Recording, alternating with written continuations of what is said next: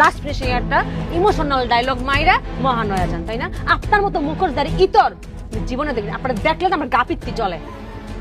ঘুরে যান সামনে দেখেন, আমার আসো। কি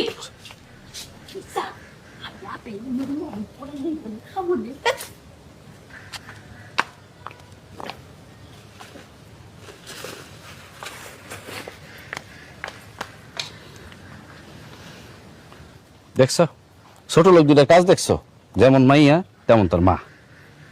শোনবা, গরিব মায়ের মেয়েরা ভালো হয়, কিন্তু ছোট লোক মায়ের মেয়েরা কখনো ভালো হয় না, মন ছোটই থাকে।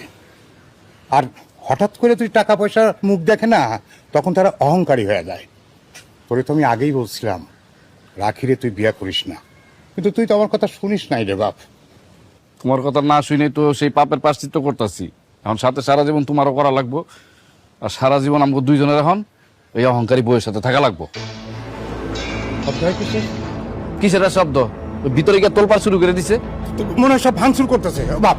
যা তুই তাড়াতাড়ি যা, নাহলে সব ভেঙে শেষ করবো, আমার সংসার শেষ করে দিব। যা, তোর সংসার শেষ করে দিব, ভেঙে ফেলে যা।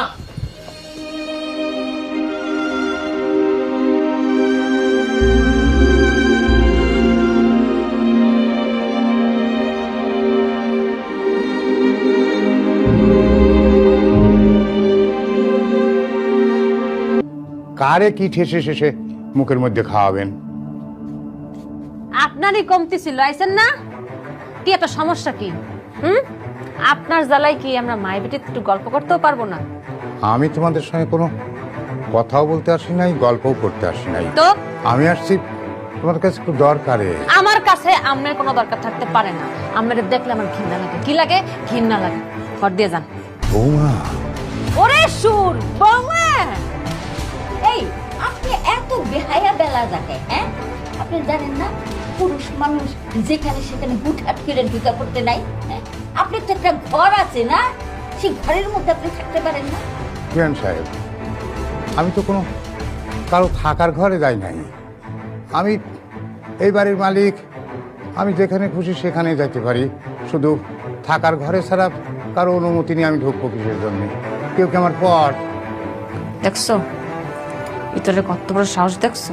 এই তুই আমার মারে তোর ঘরের গরম দেখাস? ঘরের মধ্যে একটা পাড়া মারমু, আজীবন গানিস হয়ে চলা লাগবো, বুঝছ নাই? বৌমা, তুমি এইভাবে কথা কইতেছো কেন? কিভাবে কথা বলবো আপনার সাথে আমি? না, আমি তো বিয়ান সাহেবের সাথে একটু মশকরা করতেছিলাম। ওই